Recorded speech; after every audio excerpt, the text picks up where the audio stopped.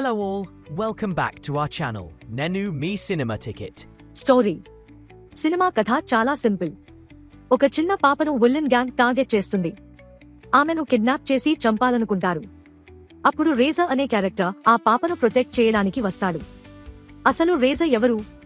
ఆయనకి ఆ పేరు ఎందుకు వచ్చింది? విలన్స్ ఎందుకు ఆ చిన్న పాప వెనకాల పడ్డారు?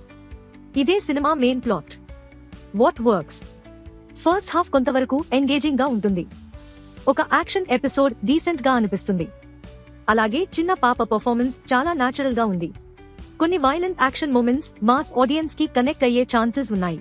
What doesn't work? సినిమాకి బిగ్గెస్ట్ మైనస్ కన్వీనియంట్ రైటింగ్. కథలో లాజిక్ అన్నది ఆల్మోస్ట్ కనిపించదు.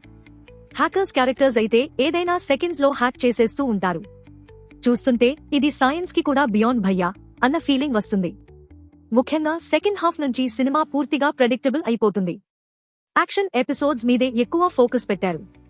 కానీ అదే ఫైట్స్ రిపీటెడ్ గా రావడంతో కొంతసేపటి తర్వాత బో కొట్టేస్తాయి. ఓవర్ ద టాప్ నరేషన్ వల్ల ఎమోషన్ కి కనెక్ట్ అవ్వడం కూడా కష్టమైంది. కొన్ని సీన్స్ అయితే సినిమా కన్నా సోనీ సిఐడి సీరియల్ చూస్తున్నట్టు అనిపిస్తాయి. Technical aspects.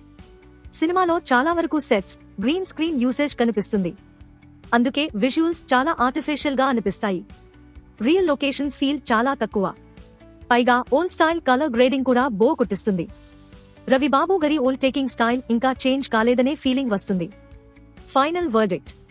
రేజర్ ఒక సింపుల్ ని స్టైలిష్ యాక్షన్ ఫిల్మ్ గా ప్రెజెంట్ చేయాలనుకున్న ప్రయత్నం. కానీ week writing, over the top action, artificial visuals వల్ల సినిమా పూర్తిగా ఇంపాక్ట్ క్రియేట్ చేయలేకపోయింది.